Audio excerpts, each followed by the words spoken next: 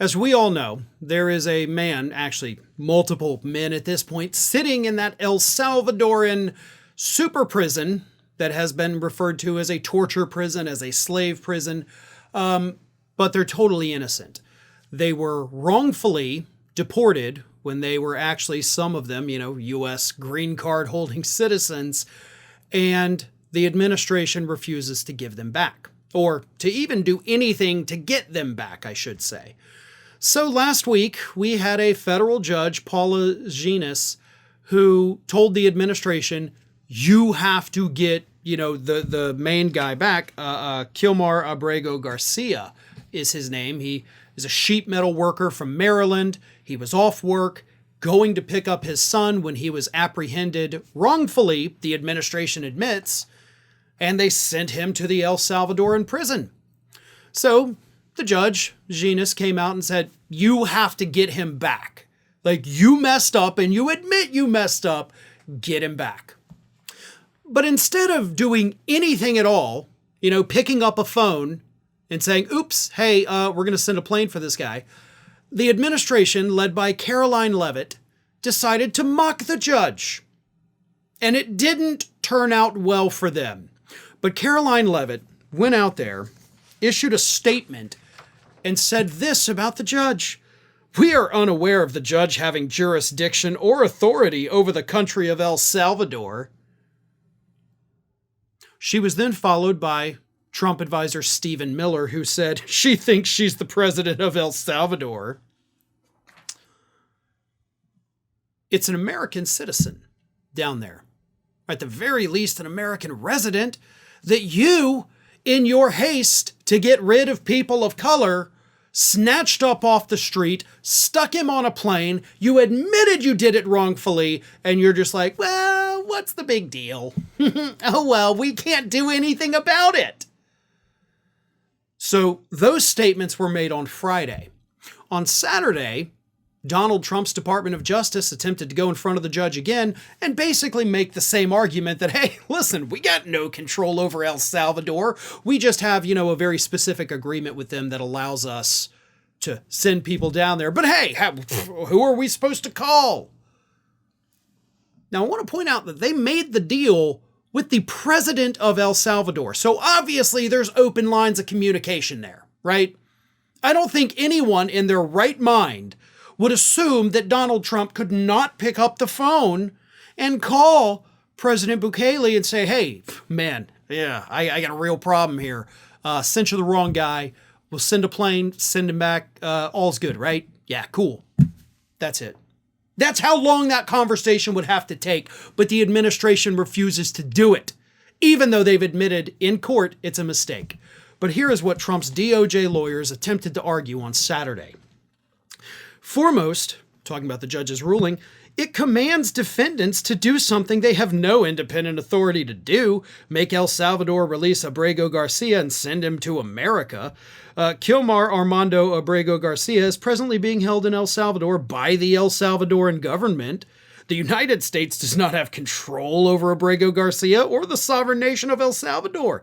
No federal court has the power to command the executive to engage in a certain act of foreign relations. That is the exclusive prerogative of Article 2, immune from superintendence by Article 3.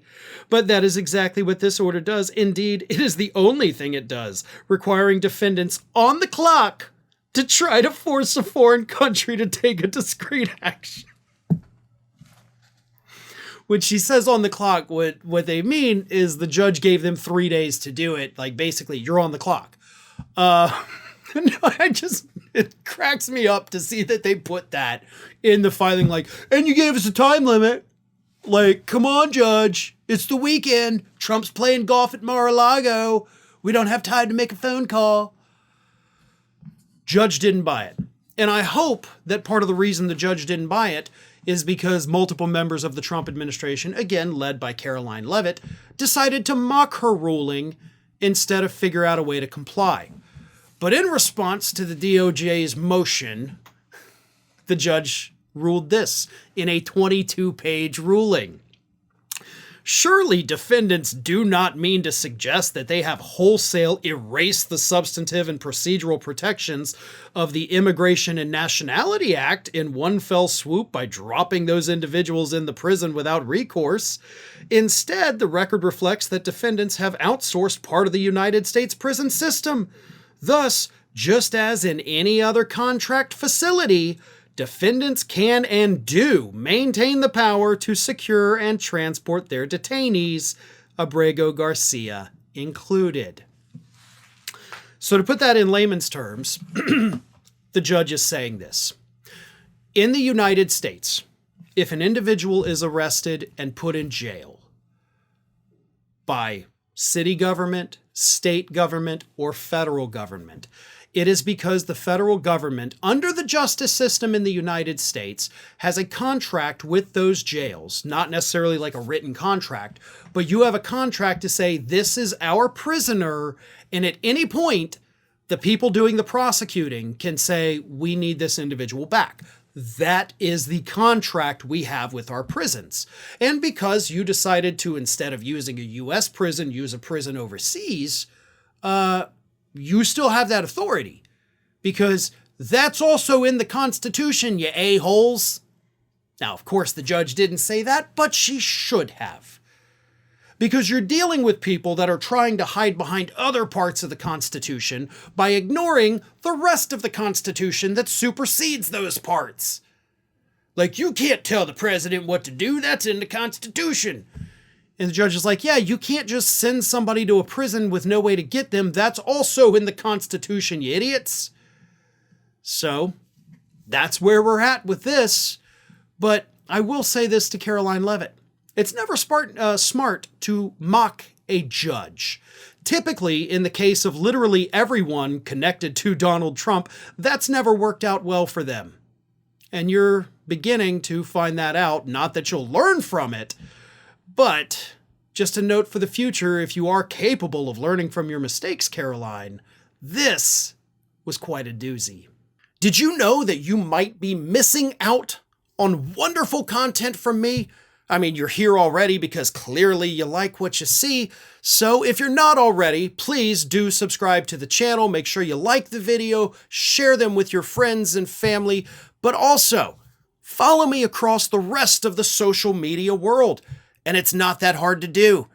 Whether it's X or Twitter, whatever you want to call it, Facebook, Instagram, TikTok, Threads, on every one of those platforms, you can find me at the username @FarronBalanced. Simple enough, right? So get on it. And if you don't feel like going to each one of those outlets individually, lucky for you, we have links in the description of this video to take you right to my pages across all of social media. So don't miss a minute. And while you're at it, make sure you're also subscribed to the Ring of Fire YouTube channel, which I have been hosting for many, many years now. We've got more than 1 million subscribers over there, and there is fresh content over there every single day of the week. So again, if you're not subscribed, subscribe to this channel. And while you're at it, go subscribe to Ring of Fire at youtube.com/The Ring of Fire and @FarronBalanced across every social media platform that, of course, is not considered just a far-right hellscape. Well, maybe Twitter is, but that's a story for a different day.